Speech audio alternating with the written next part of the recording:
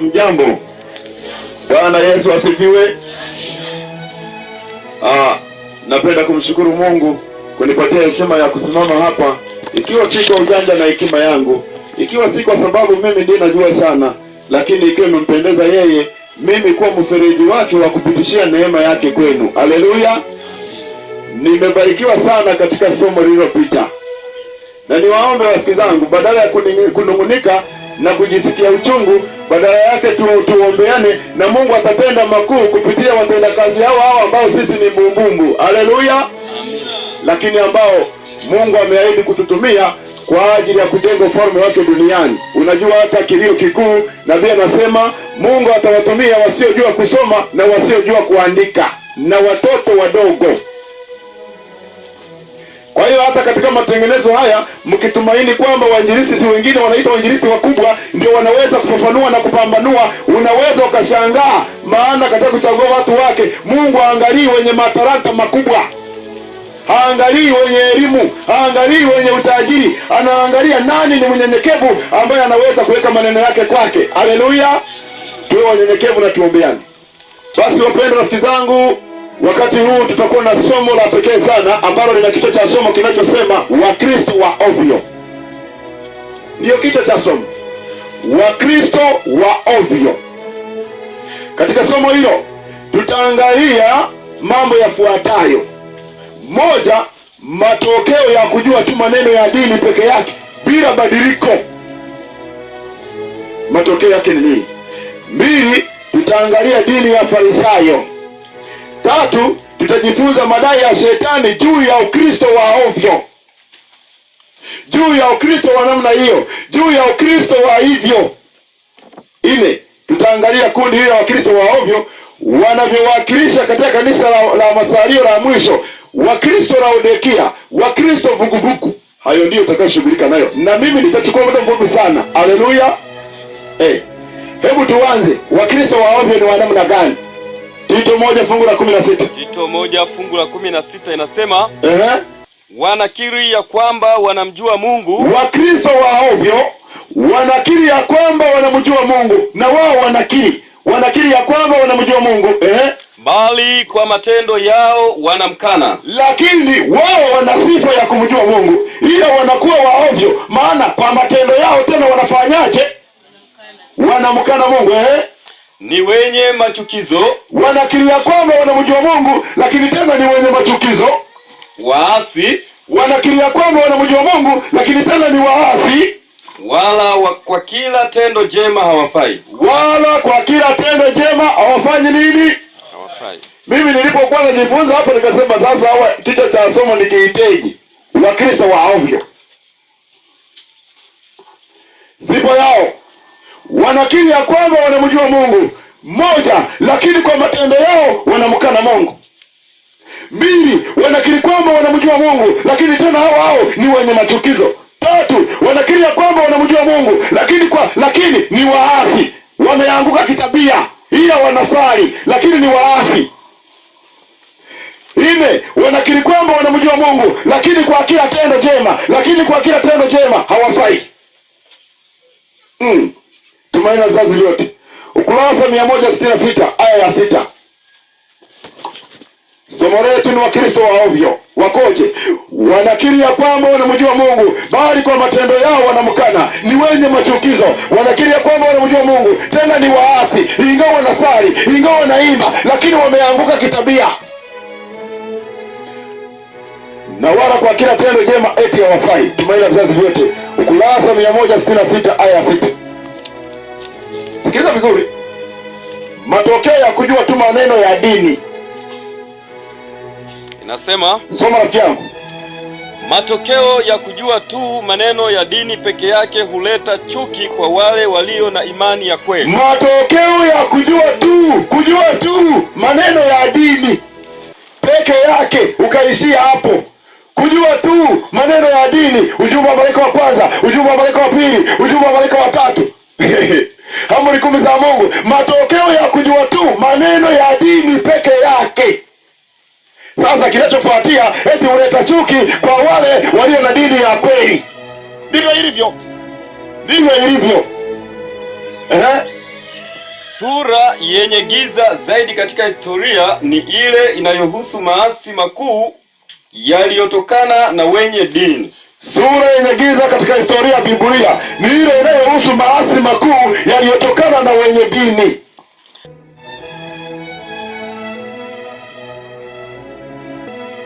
Mafarisayo walidhani kuwa wao ndio wakuu wa dini kuliko wengine wote ulimwenguni. Mafarisayo walidai ya kuwa wao walikuwa ndio wajuzi wa dini kuliko wengine wote duniani. Lakini kujidai kwao kuliwaongoza mpaka wakamsulubisha Bwana wa utukufu. Lakini kujidai kwa Mafarisayo, watu wa dini, kuliwaongoza mpaka wakamsulubisha Bwana wa utukufu. Watu wengi hujidai kuwa ni wenye dini. Watu wengi tunajidai kwamba tuna dini. Hata tulioko hapa tunajidai kwamba ni watengenezaji wa imani, tuliojikana nafsi. Watu wengi hujidai kwamba wana dini.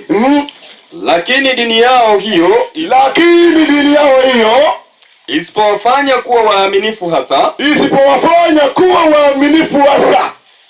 wenye utu wema, dini yao hiyo isipowafanya kuwa wenye utu wema, wavumilivu, dini yao hiyo isipowafanya kuwa wavumilivu, wastahimili, dini yao hiyo isipowafanya kuwa wastahimilivu, wenye mawazo ya kimungu, dini yao hiyo isipowafanya kuwa wenye mawazo ya kimungu, huwa laana kwao tu. Hiyo dini inakuwa mubaraka, inakuwa laana kwao tu.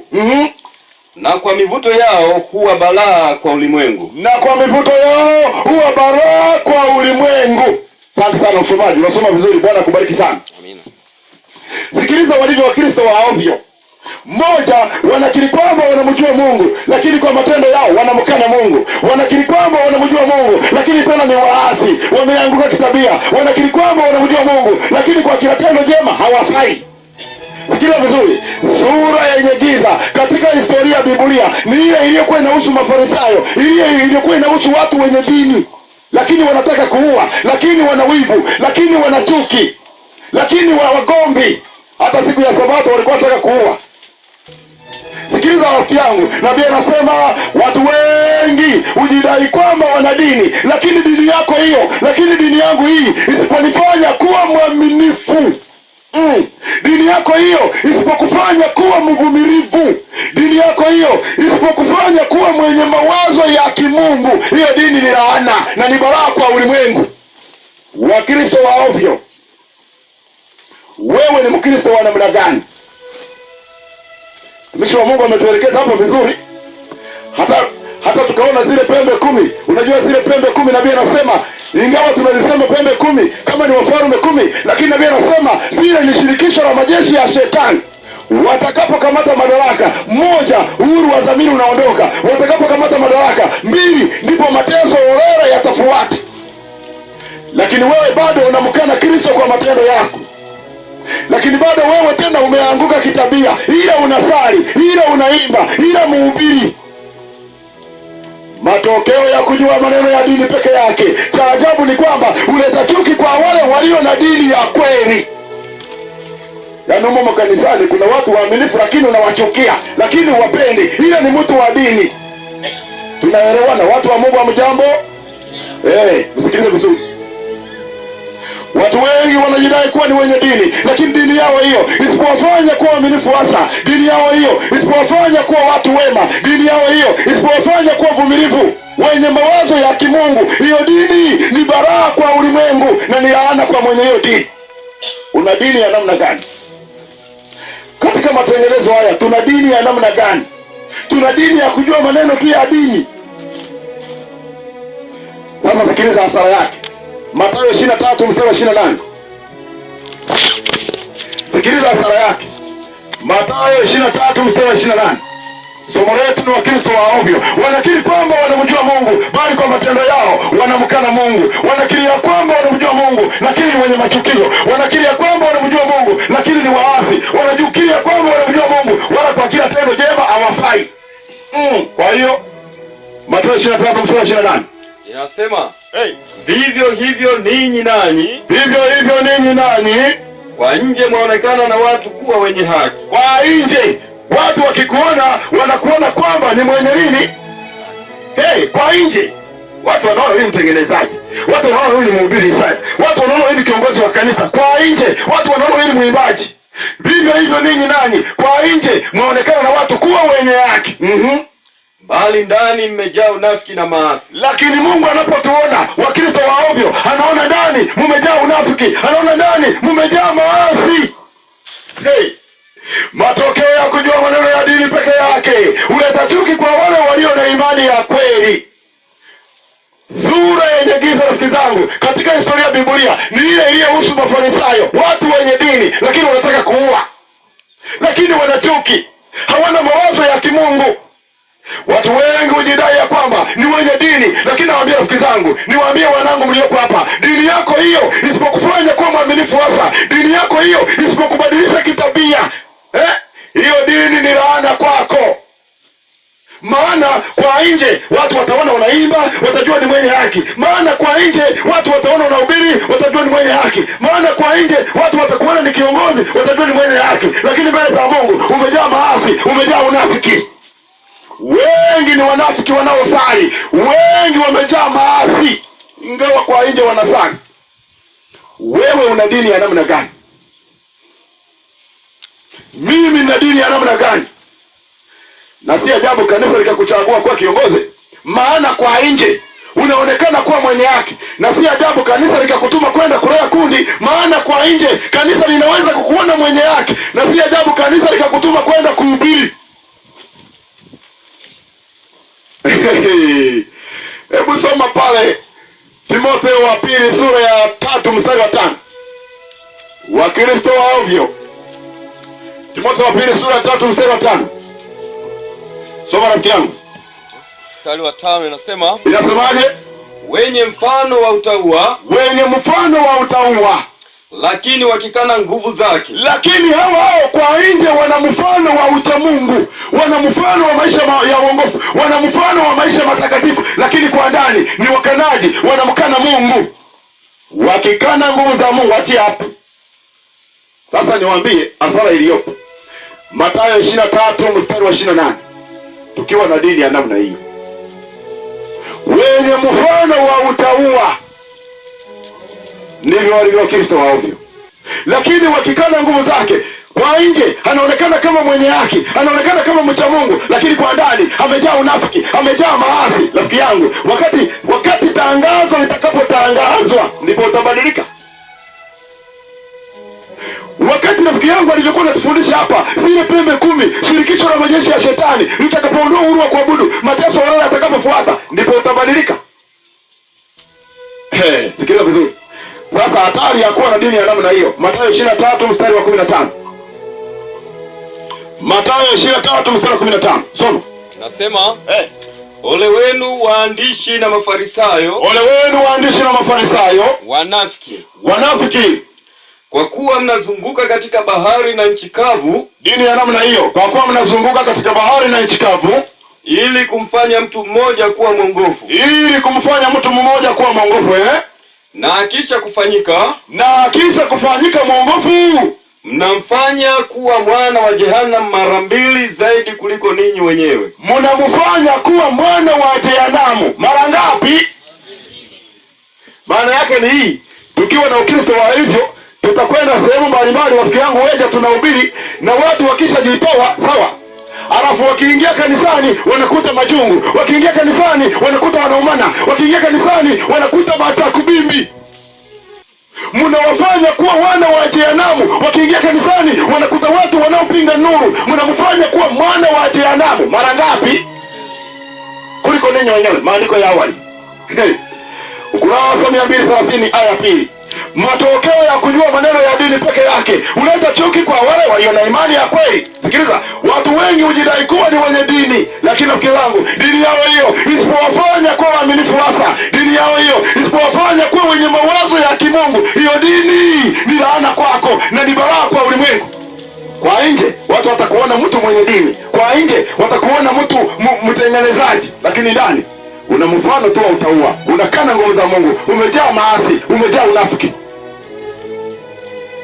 Na watu kanisa linaweza likashawishika likakuona kama, maana kwa nje unaonekana kama mwenye dini hivi, mcha Mungu hivi. Naweza likashawishika hata kutuma kama Isaya alivyokuja hapa. Maandiko ya awali kurasa 230 aya ya 2. Ukaenda kuhubiri huko, sikiliza vizuri. 230 aya ya 2. Inasema, hey, niliona kundi kubwa sana la watu wakitangaza jina la Kristo. Nabii alionyeshwa kundi kubwa la watu, kundi kubwa sana la watu wakitangaza jina la Kristo. Lakini Mungu hakuwatambua kama watu wake. No. Nabii alionyeshwa kundi kubwa la watu wengi sana wakitangaza jina la Kristo mmoja, Mungu, lakini hakuwatambua kama watu wake.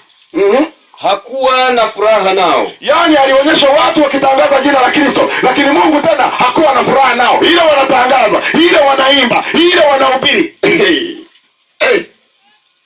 Nabii alionyeshwa, narudia, kundi kubwa la watu, kundi kubwa sana la watu wakitangaza jina la Kristo, lakini moja, Mungu hakuwatambua kama watu wake. Mbili, Mungu hakuwa na furaha nao. Kwa nini? Shetani alionekana kuwafanya watu waamini tabia ya kidini, na alinuia sana kuwafanya watu wajidhanie kuwa walikuwa wa Kristo. Shetani alinuia kuwafanya watu wawe watu wa kidini. Sikiliza vizuri.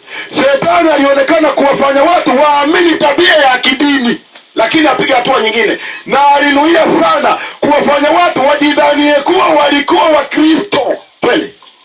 Alikuwa na wasiwasi kwamba, Shetani alikuwa na wasiwasi kwamba watu wangeweza kumwamini Yesu. Watu wangeweza kumwamini Yesu. Kusulubishwa kwake, wangeweza kuamini kusulubishwa kwake na ufufuo wake. Wangeamini hata ufufuo wake. Shetani na malaika zake, wenyewe huamini kabisa haya yote kabisa na kutetemeka. Yaani kufa kwa Yesu na kusulubishwa kwa Yesu.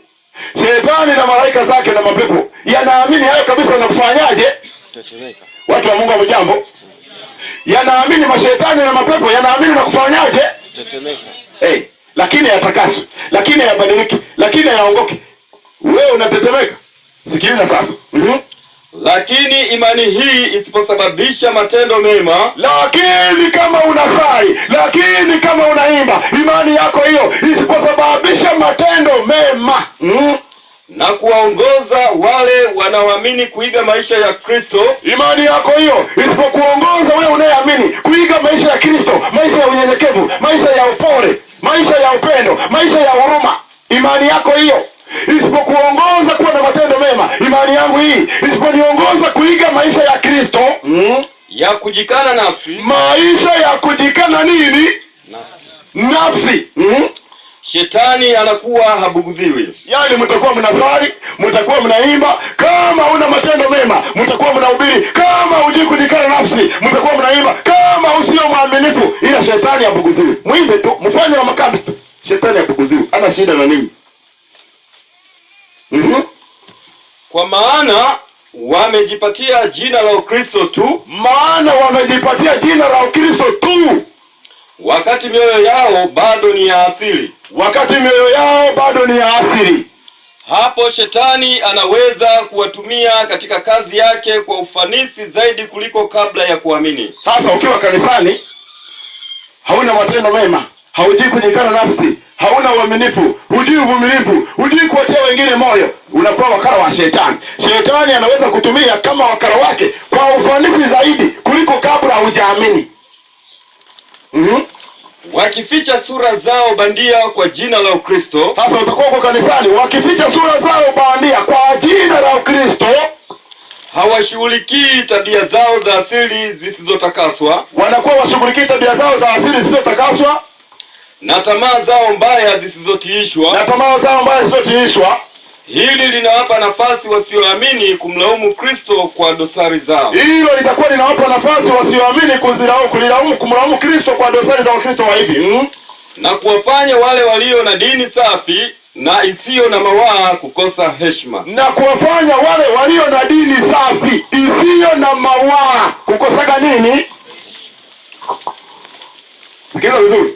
Jamani, kuwa na dini watu wa Mungu bila uaminifu, kuwa na dini watu wa Mungu bila uvumilivu, kuwa na dini watu wa Mungu bila kujikana nafsi. Niwaambie, hata matengenezo ya afya bila kujitoa mwanga, bila kujikana nafsi hauyafanyi.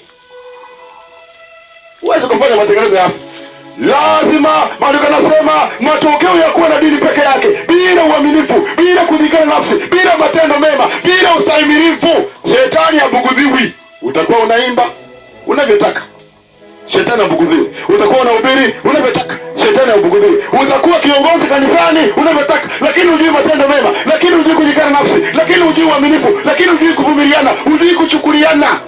Msali tu, kufanya na makambi tu, shetani abugudhiwi. Kwa nini? Maana umejipatia jina la Ukristo tu wakati moyo wako bado ni waasi. Umo kanisani unakasirika, umo kanisani unachukia, umo kanisani unatoa matusi, unao kanisani masengenyo, bado una tamaa za mwili, ila unasali. Unakuwa wakala wa Ibilisi na anakutumia kuliko kabla hujaamini.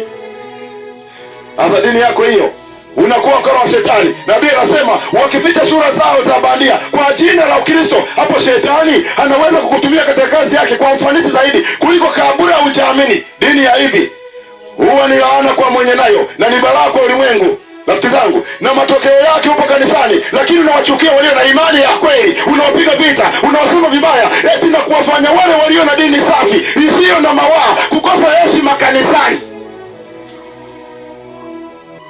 Wakristo wa ovyo wanakiri ya kwamba wanamjua Mungu lakini ni wenye machukizo. Wakristo wa ovyo wanakiri kwamba wanamjua Mungu lakini wanamkana Mungu. Wakristo wa ovyo wanakiri kwamba wanamjua Mungu lakini ni waasi.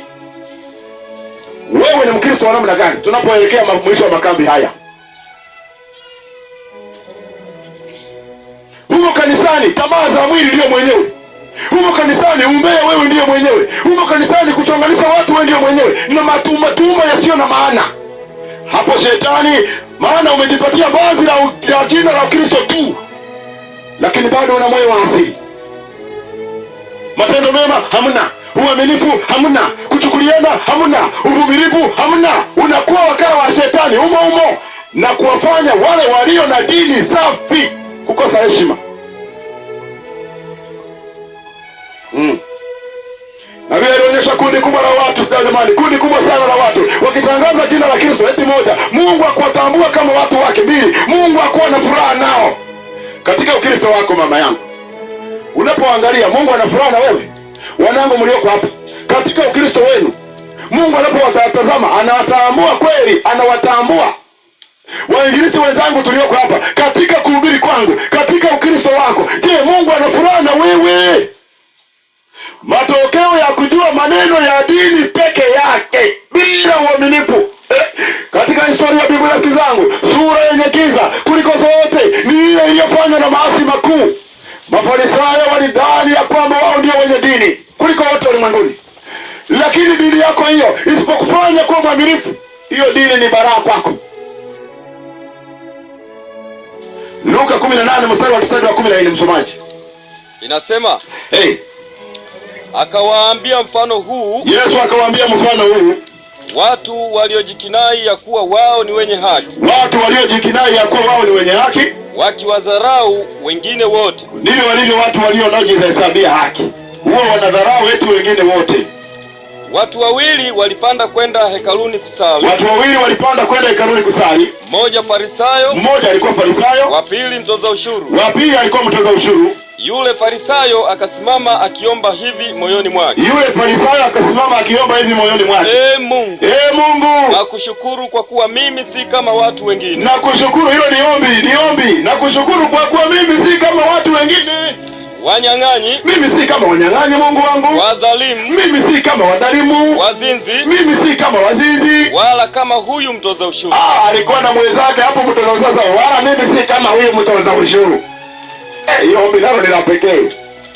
Mimi nafunga mara 2 kwa juma. Sikiliza, jamaa alikaomba, mimi nafunga mara 2 kwa juma. Hebu niulize swali hapa. Wangapi hapa kwa juma wanafunga mara 2? Mikono juu. Wangapi hapa kwa mwezi wanafunga mara 2? Mmoja tu. Yuko wapi? Mimi huwa napenda sana tunapoenda kwenye meza tukae wote tunakuwa pamoja.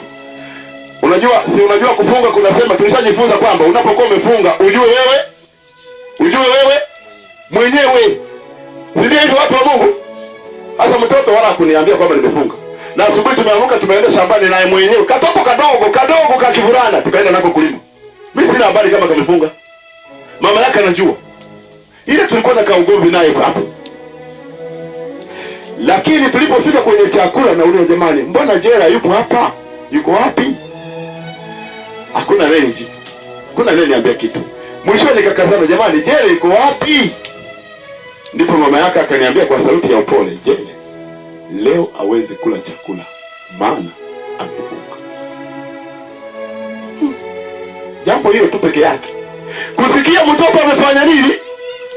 Kusikia mtoto amefanya nini?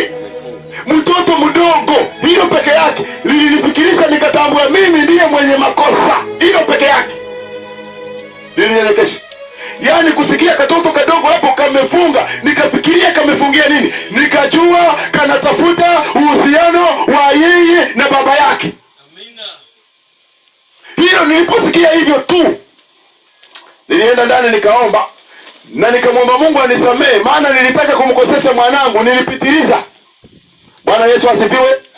Kuna watu wengine ukiona shida haujui hata kumlilia Mungu. Ukiona shida kanisani hujui hata kufunga. Ni manunguniko tu, manunguniko tu.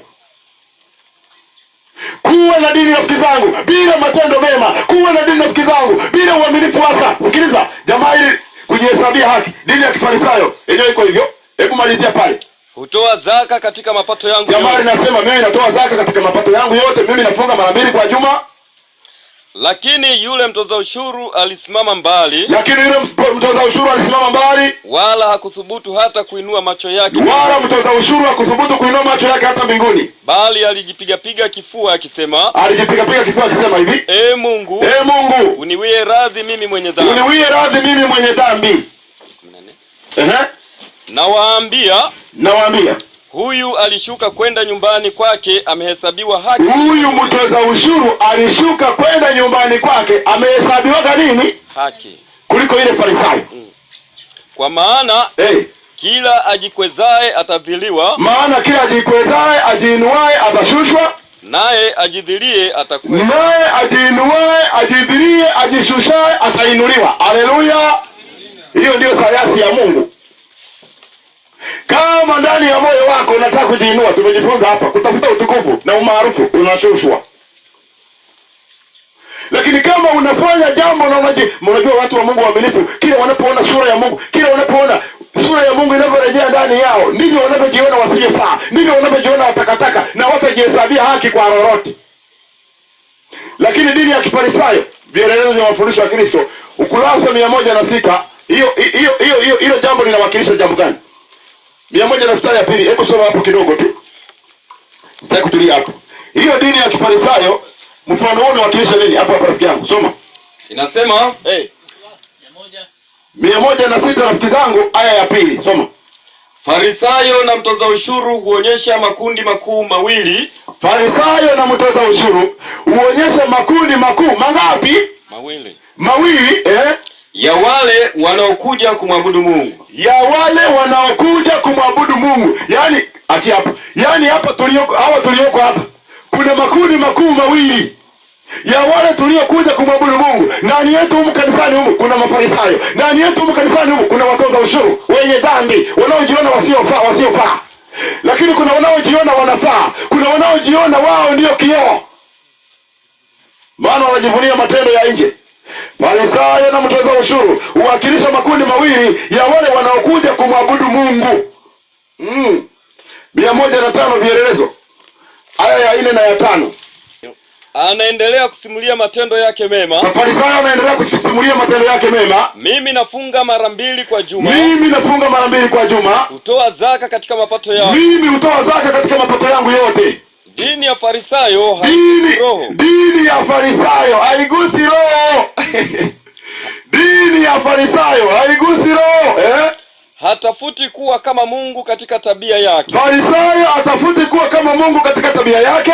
Moyo uliojawa na upendo na rehema. Farisayo hatafuti kuwa na moyo uliojawa na upendo na rehema. Analotaka Farisayo ni dini ihusikanayo tu na muonekano wa nje.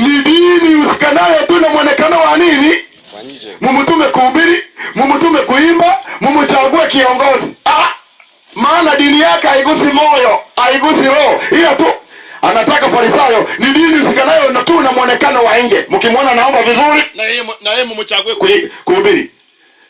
Mkimwona anatoa quotation nzuri, na yeye mumfanye kiongozi.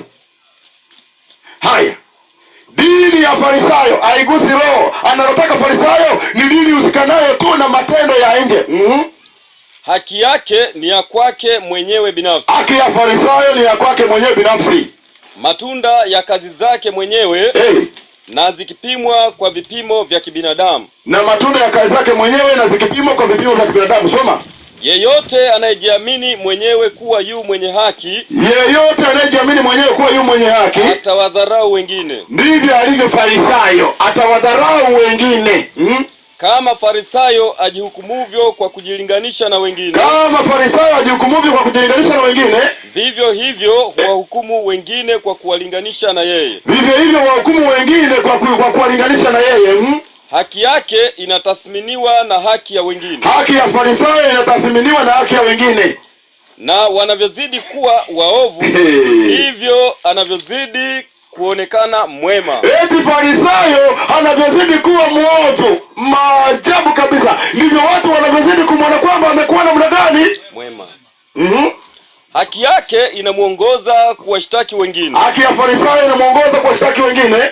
Wengineo anawahukumu kama wavunjaji wa amri za Mungu. Wengineo Farisayo anawahukumu kama wavunjaji wa amri za Mungu. Hivyo huonyesha wazi roho ya shetani. Hivyo huonyesha wazi roho ya shetani, ambaye ni mshtaki wa ndugu zetu. Ambaye ni mshtaki wa ndugu zetu. Akiwa na roho ya aina hiyo ni vigumu kuingia katika uhusiano na Mungu. Farisayo akiwa na roho ya aina hiyo ni vigumu kuingia katika uhusiano na Mungu. Anarejea nyumbani mwake amekosa mibaraka. Anarejea nyumbani mwake Farisayo amekosa mibaraka mitakatifu. Asante sana msomaji, ubarikiwe, unasoma vizuri. Jamani rafiki zangu, Wakristo wa ovyo wanakiri kwamba wanamjua Mungu, bali kwa matendo yao wanamkana. Ni wenye machukizo, ni waasi, wala kwa kila tendo jema wafai. Lakini cha ajabu, eti wanawadharau wengine wote. Dini ya Kifarisayo haigusi roho. Jambo lingine la pili, Farisayo hatafuti kuwa kama Mungu katika tabia zao. Jambo la tatu, Mafarisayo hawatafuti kuwa na moyo uliojawa na upendo na rehema. Jambo la nne, anataka Farisayo ni dini usikanaye na muonekano tu wa nje. Mumtume kuimba, mumtume kuhubiri, mumchague kiongozi basi. Tano, kazi zake zinapimwa kwa vipimo vya kibinadamu. Sita, Wakristo waovyo eti wanavyozidi kuwa waovu ndivyo wanavyozidi kujiona wema. Akiwa na roho ya aina hiyo, maandiko yanasema ni vigumu kuingia katika uhusiano na Mungu. Kwa nje unakuwa unamwona kama mwenye haki, maana kama ni maombi ya kufunga yupo, maana kama ni baraza la kanisa ni wa kwanza, maana kama ni mkutano wa makambi ni wa kwanza. Maana kwa nje anaonekana kama mwenye haki, lakini kwa ndani amejaa maasi, amejaa unafiki. Hii ni sawa na kuita dhambi kuwa haki na haki kuwa dhambi. Pambano kuu. Tunaelekea kumaliza somo letu. Pambano kuu, kurasa 183. Somo letu ni Wakristo wa ovyo. Niwaambie rafiki zangu mnaonisikiliza, matokeo ya kujua maneno ya dini peke yake, maneno ya dini tu unaleta chuki kwa wale walio na imani ya kweli. Sura yenye giza kabisa katika historia ya Biblia ni ile inayohusu maasi makuu yaliyotokana na wenye dini. Maana Mafarisayo walidhani kuwa wao ndio wakuu wa dini kuliko wengine wote ulimwenguni, lakini kujidai kwao kuliwaongoza mpaka wakamsulubisha Bwana wa utukufu. Jamani, kuwa na dini bila uaminifu, watu wa Mungu, kuwa na dini bila kujikana nafsi, kuwa na dini bila uvumilivu, kuwa na dini jamani bila matendo mema, hiyo dini ni baraa, ni laana kwako. Watu wa Mungu, mjambo. Wale tunaelewana tufungiane mikono. Haleluya. Unajua watu wengine wangesema huyu jamaa mbona yeye ni makemeo tu, ni maonyo. Ndivyo Mungu anataka. Wakati fulani nilikuwa nahubiri mahali fulani kule Musoma mwaka juzi hivi, tumemaliza makambi, ninamaliza tu kuhubiri hivi, kutoka kwenye kipindi hivi, mama mmoja akanifuata akaniambia, mwinjilisti, ninakuombea sana, lakini neno la kuambia wewe usije ukajivuna. Haleluya. Amina. Huyo ni mtu mzuri sana kuliko anayekusifu. Bwana Yesu asifiwe. Neno hilo mpaka leo linazungumza ndani yangu. Watu wengi wangependa kusikia tunazungumza association. tunazungumza na sisi wenyewe. Haleluya! Maana maneno ambayo tumejifunza hapa ya asubuhi yale, kama tutajua Ukristo halisi, tukawa na mfano wa utauwa, tutakuwa wa kwanza kumwabudu Papa. Kama tutakuwa waaminifu, tukawa na dini ya nje, ya muonekano wa nje, walioneka na mimi nipo pale, lakini kwa ndani umejaa maasi, kwa ndani umejaa unafiki, matengenezo haya hata tusaidia kitu. Matokeo ya kujua maneno ya dini peke yake, rafiki zangu, bila uaminifu, bila matendo mema, bila kujikana nafsi, hakuna dini hapo. Mtasali, maandiko yanasema hapo shetani hatukudhiwi. Maana umejipatia tu jina la Kristo, lakini bado una moyo wa asili, bado unakasirika, bado unachukia, bado unagombana, bado unatukana. Huo ndio mpango wa shetani. Maana anasema shetani alionekana kuwafanya watu waamini tabia ya kidini, na alinuia sana kuwafanya watu wajidhanie kuwa walikuwa Kristo, lakini alikuwa na wasiwasi kwamba watu wangeweza kumwamini Yesu, kusulubisha kwake na ufufuo wake, maana yeye anaamini hayo.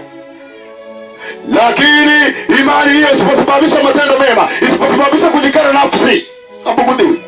Kwa maana umejipatia tu jina la Ukristo, wakati moyo wako bado ni waasi, hapo shetani anaweza kutumia katika kazi yake kwa ufanisi zaidi kuliko kabla hujaamini. Maana anasema unakuwa unaficha sura yako kwa vazi la Ukristo, sura yako bandia kwa jina la Ukristo, lakini haushughuliki na tabia zako za asili. Unakuwa na mfano wa utauwa. Matokeo yake unawafanya wale walio na imani safi, maandiko yanasema wale walio na dini safi, tena dini isiyo na mawaa, eti wanakosa heshima kanisani, ila Farisayo anapata heshima. Nikawaambia ni sawa na kuita dhambi kuwa haki na haki kuwa dhambi. Pambano Kuu 183. Naomba uanzie tu aya ile ya pili. Wale mnaoandika unaweza kaandika kuanzia aya ya kwanza. Eti ni sura ngapi? Hivi kinacho bado kuna watu wana. Sawa kabisa. Ni sura ya 185 rafiki zangu. Ni sura ya 10 rafiki zangu. Ukurasa wa Kiingereza ndio 185. Tuko sawa sawa watu wa Mungu? Tuko sawa sawa watu wa Mungu? Haya. Soma. Usome ile haya pili tu, tufupishe maneno. Soma. Nasema Shetani daima anatafuta kuwadanganya watu na kuwaongoza kuitii dhambi. Shetani daima anatafuta kuwafanya watu ndio kuwadanganya watu na kuwaongoza kuiita, ni kuiita, kuitii, na kuwaongoza kuiita dhambi kuwa haki na haki kuwa dhambi. Shetani daima ndicho anachotafuta, awaongoze watu kuiita dhambi, alafu haki waite dhambi, na dhambi waite haki. Ni kwa kiasi gani kazi yake imekuwa ikifanikiwa? Ni kwa kiasi gani kazi ya shetani imekuwa ikifanikiwa? Ni mara ngapi lawama na shutuma zinatupwa kwa watumishi wa Mungu waaminifu? Ni mara ngapi lawama moja, lawama mbili na shutuma zinatupwa kwa watumishi wa Mungu waaminifu? Kwa sababu wanasimama kwa ujasiri kuutetea ukweli. Kwa sababu watumishi wa Mungu waaminifu, yani mtu yuko kanisani anasimama kuutetea ukweli, lakini ndiye anarushia lawama. Ni mwaminifu, ndiye anatuhumiwa. Ni mara ngapi lawama na shutuma zinatupwa kwa watumishi wa Mungu waaminifu? Kwa sababu wanasimama kwa ujasiri kuutetea ukweli. Watu ambao ni mawakala tu wa shetani. Watu ambao ni mawakala tu wa nani? Wa shetani. Watu wa Mungu hamjambo? Na wauliza mjibu. Watu ambao ni mawakala tu wa nani? Kanisani, mjue hivyo, wamo. Watu ambao ni mawakala tu wa shetani, wanasifiwa na kupongezwa. Kama watu ambao ni mawakala tu wa shetani wanasifiwa na kupongezwa, na hata kutazamwa kama wafia dini. Maajabu kabisa. Watu ambao ni mawakala tu wa shetani wanasifiwa, wanapongezwa, na hata kutazamwa kama wafia dini. Wakati wale ambao wangepaswa kuheshimiwa, na kutegemezwa kwa ajili ya uaminifu wao kwa Mungu, wakati wale ambao wangepaswa kuheshimiwa, wakati wale ambao wangepaswa kutegemezwa, ambao wangepaswa kutiwa moyo kwa ajili ya uaminifu wao kwa Mungu, wanaachwa kusimama peke yao, wanaachwa kanisani kusimama peke yao katika lawama na tuhuma. Endelea mbele kidogo hapo. Kazi ya kuifanya bandia kuwa kweli. Kazi ya kuifanya bandia kuwa kweli. na uongo kuwa utakatifu. Kazi ya kuifaa kufanya uongo kuwa mtakatifu bado inaendelea kutenda kazi yake. Bado inaendelea kutenda kazi yake ya udanganyifu. Achepo msomaji. Sikiliza vizuri. Shetani daima anatafuta kuwafanya watu, kuwadanganya watu na kuwaongoza kuita dhambi kuwa haki na haki kuwa dhambi. Maandiko yanasema ni kwa kiasi gani kazi yake imekuwa ikifanikiwa. Ni mara ngapi lawama na shutuma zinatupwa kwa watumishi wa Mungu waaminifu kwa sababu wanasimama kwa ujasiri kuutetea ukweli. Lakini anayetetea ukweli kanisani ndiye anawekewa malawama. Anayetetea ukweli kanisani ndiye anawekewa matuuma. Maandiko yanasema, hii kauli kwa hapa ni ngumu, kwamba watu ambao ni mawakala tu wa shetani ndio wanasifiwa, ndio wanapongezwa, hata kutazama kwamba ndio wafia dini. Huyu ndiye anaweza akafia dini huyu. Lakini ni wakala wa nani? Lakini wakala wa nani? Shetani. Alafu ndio tunamtazama kanisani kama huenda huyu ndiye atakwampiga dini huyu. Wakati wale ambao wangepaswa kuheshimiwa jamani kanisani, wakati wale ambao wangepaswa kutiwa moyo, wangepaswa kutegemezwa kwa ajili ya uaminifu wao kwa Mungu, kanisani wanaachwa kusimama katika lawama na tuhuma. Hakuna kutiwa moyo, hakuna kufarijiwa. Na niwaambie waaminifu mlioko hapa, kama mnataka kutiwa moyo hamtaupata mpaka mbinguni. Haleluya. Amina. Mjue hivyo. Mjue hivyo. Usipojua hayo utazimia.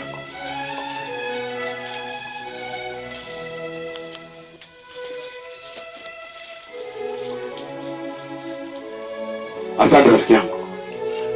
Basi kama ni hivyo, naomba chukua kitabu cha Wito Mkuu nisome haya moja niachie hapa. Ukurasa 165 aya 3.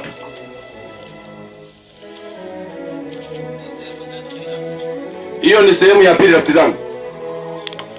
Ukurasa 165 aya 3, nimalizia hapo tu watu wa Mungu. Wakristo ovyo, Laodikia, vuguvugu. Ingawa kwa nje unaonekana kama mwenye haki, lakini kwa ndani umejaa unafiki. Hiyo dini watu wa Mungu haitatusaidia chochote. Lazima tujue dini ya kweli, lazima uwe mwaminifu hasa. Haleluya. Dini ya kweli watu wa Mungu, lazima ujue kujikana nafsi. Dini ya kweli watu wa Mungu, lazima uwe na matendo mema. Dini ya kweli watu wa Mungu, lazima uwe mvumilivu, ujue kuchukuliana. Haleluya. Kama hamna hayo, mtasali, mtaimba. Maandiko nasema shetani abughudhiwe. Mtaimba nyimbo za mnyama. Rafiki yangu unasemaje? Asante rafiki yangu. Hebu soma hiyo haya tumalizie hapa. Inasema, Wakristo nusu ni wabaya mno kuliko makafiri. Wakristo nusu ni wabaya rafiki zangu, ni wabaya mno kuliko nani? Makafiri. Rudi rafiki yangu. Tena nikuongezee na kachombo sasa na wewe usome vizuri kama mimi. Asante. Wakristo nusu ni wabaya mno kuliko makafiri. Wakristo Laodikia, Wakristo nusu rafiki zangu ni wabaya mno kuliko makafiri. Kwa nini? Maana maneno yao yadanganyayo na msimamo wao usioelekea upande wowote. Maana maneno ya Wakristo wadanganyifu, maneno yao yadanganyayo na msimamo wa Wakristo nusu hauelekei upande wowote, huwafanya wengi kupotea. Huwafanya wengi kupotea. Kafiri anaonyesha msimamo wake. Mtu ambaye ni kafiri anaonyesha msimamo wake kwamba huyu ni kafiri. Utaona kama ni makaburi anajenga, yaani anaonyesha msimamo wake. Mkristo aliye na uvuguvugu, Mkristo aliye nusu, Mkristo aliye Laodikia, Mkristo aliye vuguvugu anadanganya makundi yote mawili. Anadanganya makundi yote mangapi? Mawili. Unaona maajabu yaliyoko hapo? Maana kafiri anaonyesha msimamo wake, lakini Mkristo nusu anadanganya ulimwengu, anadanganya na kanisa, anadanganya makundi yote mawili. Maana kwa nje kanisa anaweza kumwona mwenye haki, lakini kwa siri Mungu kwa ndani ana maasi, ana unafiki. Mkristo nusu anadanganya makundi yote mawili, ulimwengu na kanisa. Yeye si mlimwengu mzuri. Yeye Mkristo nusu sio mlimwengu mzuri, wala yeye si Mkristo mzuri. Wala yeye tena sio Mkristo wa namna gani? Mzuri. Yaani jamani, ndio maana maandiko yanasema ati hapo mtu wa Mungu. Unajua ukishaambiwa muda umeisha na wewe ni mwinjilisti na unafundisha watu unapaswa kutii. Wakristo nusu ni wabaya mno kuliko makafiri. Maana Mkristo aliye vuguvugu anadanganya makundi yote mawili. Yeye si mlimwengu mzuri, wala yeye sio Mkristo mzuri. Ukiendelea hapo anasema hapo shetani anaweza kumtumia kufanya kazi ile asiyoweza kufanya mtu mwingine yoyote. Rafiki zangu, tulikuwa tunajifunza somo ambalo linasema Wakristo waovyo. Katika somo hilo tumeangalia ni watu wanaosali lakini wanamkana Mungu. Katika somo hilo tumeangalia Wakristo waovyo ni watu wanaoimba, ni watu wanaosali lakini wana machukizo. Katika somo hilo tumeona Wakristo waovyo wameanguka kitabia. Katika somo hilo tumeona Wakristo waovyo ingawa kwa nje maandiko yanasema lakini kwa ndani wamejaa maafsi, wamejaa unafiki. Maandiko yametuambia pia Wakristo waovyo wanakiri kwamba wanamjua Mungu wala kwa kila tendo jema au hafai. Wewe ni Mkristo wa namna gani? Na kwa njia hiyo jina la Kristo limetukanwa. Na kwa njia hiyo maandiko yametuambia hata tukifanya mikutano tunazunguka na kuleta watu kanisani, wanakuta marumbano, wanakuta majungu, wanakuta vita, tunawafanya kuwa wana wa jehanamu. Mara ngapi? Hii ni aibu kubwa. Rafiki zangu wa Dar es Salaam mliotoka mbali, rafiki zangu wa Morogoro mliotualika hapa, muna dini ya namna gani? Watendakazi wenzangu tuliokuja, rafiki yangu Weja, tuna dini ya namna gani?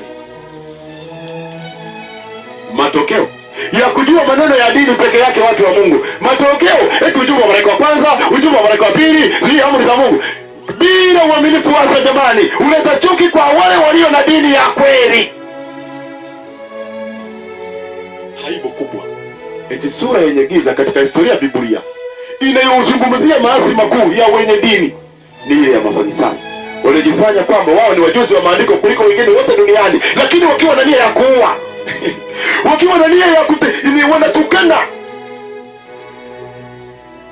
Niwaambie watu wa Mungu, tukiwa na Ukristo wa namna hiyo, maandiko yametuambia shetani abugudiwe.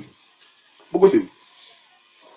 Maandiko yametuambia rafiki zangu kwamba imani ulio nayo isiposababisha matendo mema, imani ulio nayo isipokufanya ujikane nafsi, isipokufanya uwe na mawazo ya kimungu, hiyo dini haina maana. Maandiko yanasema ni laana tu. Mama yangu, baba yangu, wanangu mlioko hapa, katika kambi hili limekupatia sura gani? Kuwa na Ukristo wa namna gani? Unahitaji badiliko la namna gani? Unahitaji toba ya namna gani? Umekuwa na Ukristo wa namna gani? Ukristo wa kukwazika, Ukristo wa kushikilia mambo. Yaani hata tukihubiri mahubiri, tukileta watu kanisani, maandiko yanasema tunawafanya kuwa wana wa jehanamu. Maana humo wanakuta vita, humo wanakuta marumbano, humo wanakuta machakubimi, humo wanakuta tena wanao wenye wivu. Mnawafanya kuwa wana wa jehanamu mara mbili kuliko ninyi wenyewe. Mnasali mnavyotaka, lakini shetani anakuja. Maana umejipatia tu jina la Kristo, lakini bado una moyo wa hasira, bado una moyo wa asili. Hapo shetani anaweza kukutumia kama wakala wake humo kanisani. Sasa niwaambie rafiki zangu, na matokeo yake wale walio na dini safi isiyo na mawaa kanisani isiyo na mawaa kanisani wanachukiwa. Maana wanawapiga vita, maana wanasema vibaya, na kuwafanya wale walio na dini safi tena isiyo na mawaa eti kukosa heshima kanisani, kukosa mvuto kanisani. Tunatakiwa kuwa namna hiyo. Tunatakiwa tupendane, tunatakiwa tuheshimiane, tunatakiwa tuombeane, tunatakiwa tutiane moyo. Haleluya! Tusaidiane jamani, ndio Ukristo, tuwe wamoja. Natarajia kwenda mbingu moja, kuna haja ya kupaguana. Maandiko yametuambia Farisayo, dini ya Farisayo haigusi roho. Anachotaka Farisayo ni dini usikanayo tu na muonekano wa nje, na anakuwa na dharau wengine wote. Na eti Farisayo anavyozidi kuwa mwovu ndivyo anavyozidi kuonekana mwema. Rafiki zangu, maandiko yametuambia yanapomalizia, Wakristo nusu watu wa Mungu ni wabaya kuliko makafiri. Wakristo Laodikia, maana kama hujui kujikana nafsi, Laodikia. Maana kama una matendo mema, Laodikia. Maana kama hujui kuvumiliana, kuchukuliana, Laodikia. Maana wewe si mlimwengu mzuri, wala sio Mkristo mzuri. Unadanganya ulimwengu, unalidanganya na kanisa. Maana kanisani wanakuona kwa nje unaonekana mwema, lakini ndani una maasi, ndani munafiki mwenye mfano wa utaua, unakana nguvu za Mungu. Akizana Mungu angependa kutoa ujumbe mzito kwa watu wake, ili watu waangaishe mioyo yao, ili watu wafanye toba katika mioyo yao. Tuwe na makanisa yaliyo hai, tuwe na wacha Mungu, tuwe na makanisa hata kama ni ya watu wachache lakini waaminifu. Haleluya! Wangapi wanasema katika makambi haya, kabla mlango wa rehema hujafungwa, kabla alama ya mnyama haijatangazwa, kabla zile pembe 10 ambazo rafiki yangu ametuambia, kabla shirikisho la majeshi ya shetani alijaondoa uhuru wa kuabudu, alijaleta mateso holela, unasema Bwana wangu, katika maisha yangu yaliyopita huenda nimekuwa Mkristo nusu, huenda nimedanganya kanisa, na huenda nimedanganya ulimwengu, na huenda nimekosesha wengi. Nahitaji kufanya toba, nahitaji badiliko. Bwana unisaidie, Bwana uniokoe. Mwenendo wangu, usemi wangu, matendo yangu sasa vifanane na sura yako Kristo. Maana dini yako hiyo isipokufanya kuwa mwenye upole, mwenye huruma, mwenye kujikana nafsi, itakuwa ni aibu. Kuna watu wa namna hiyo wanaweza kunyoosha mikono yao. Mungu awabariki sana rafiki zangu, Mungu awabariki sana mama zangu, na Mungu awabariki sana wanangu. Lakini katika ibada hii pengine kuna mtu anasema, ingawa tumetoa wito mara kwa mara, leo naona kuna watu wengi wamekuja pia. Nabii naye akasema ubiri bila wito ni mfu. Pengine kuna mtu anasema, mimi kwa hiari yangu nahitaji maombi ya pekee, nahitaji toba ya pekee, nahitaji kutangaza kwamba sasa naondoka kwenye Ukristo nusu, Ukristo Laodikia unaopoteza ulimwengu, unaokosesha na kanisa. Yupo anasema, mimi njoo hapa rafiki yangu, njoo nataka kuomba kwa ajili yako. Njoo, barikiwe sana rafiki yangu. Njoo rafiki yangu. Barikiwe sana rafiki yangu. Hii ndio kazi iliyotuleta hapa rafiki yangu wewe, kuwapatanisha watu na Mungu wao, ili tuwe na familia za Wakristo, ili tuwe na makanisa yaliyo hai. Sio kuita tu watengenezaji, lakini kwa nje, ndani ni wanafiki, ndani ni maasi, matendo mema hakuna, uvumilivu hakuna, sura mawazo ya kimungu hakuna, kujikana nafsi hakuna, matengenezo ya afya hakuna.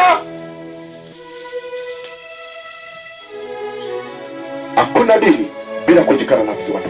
Hakuna dini bila matendo mema. Hakuna dini bila uaminifu. Maana maandiko yanasema, unakuwa unalikosesha kanisa, wewe mwenyewe kanisani unakuwa wakala wa Ibilisi. Imetosha kuwa na Ukristo wa namna hiyo. Imetosha kuwa na Ukristo vuguvugu. Imetosha kuwa na Ukristo Laodikia. Lazima tufanye matengenezo ya kitabia. Wengi tunasali lakini tumeuka kitabia. Tumwombe Bwana tusaidie. Makambi haya tuamshe, mambo mafu yafe. Haleluya. Tabia chafu zife, kunungunikiana kufe, wivu watu wa Mungu, wivu ufe. Niwaombe tupige magoti tuombe.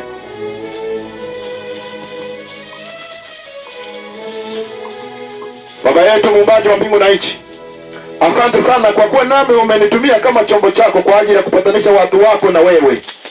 Na Roho yako Mtakatifu tumejifunza katika mkutano huu kwamba sio ujuzi wa kuhubiri wala ufundi wa mhubiri kwamba ndio unaleta watu kwako.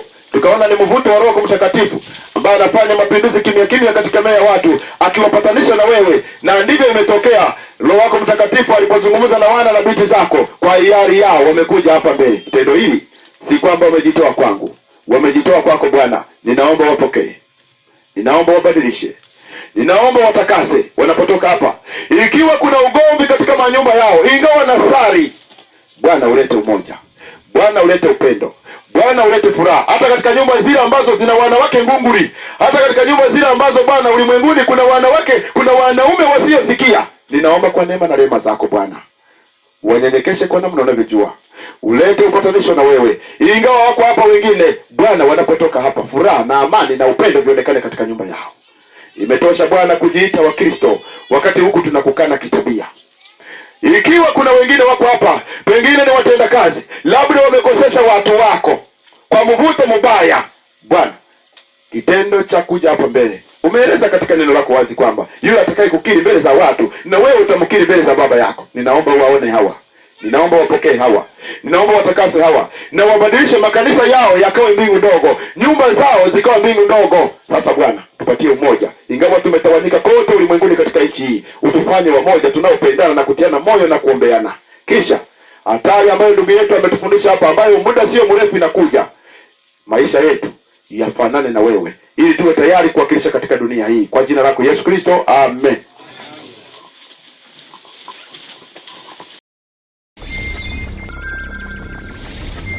Asante Mungu kwa kuchagua vyombo dhaifu kama sisi.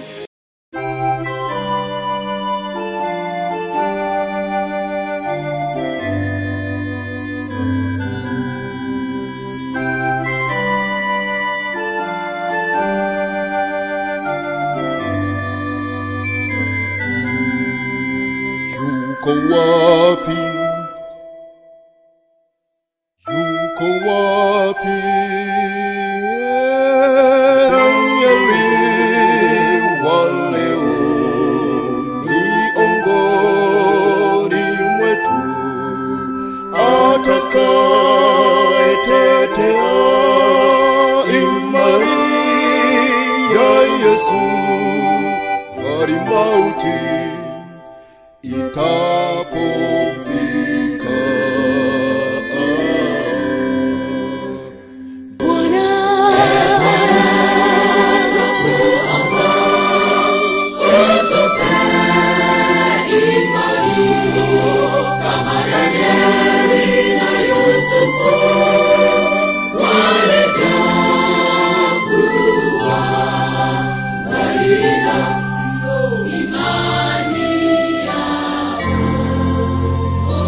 Tuponye, tutakase, tuoshe, tuwe safi, tuungane kwa pamoja, tumalize kazi, ulimwengu uokolewe.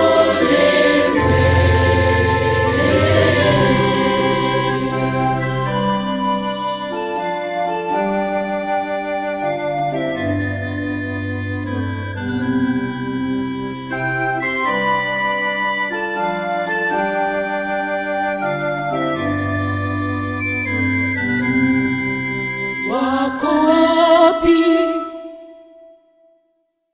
Wako wapi? Ndugu tunakuanao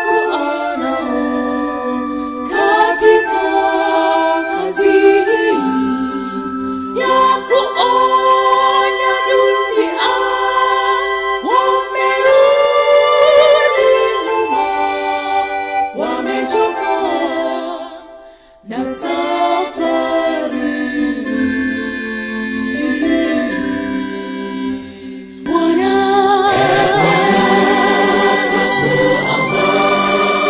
utupe imani kama Danieli na Yusufu walivyokuwa walinda imani yao. tuponye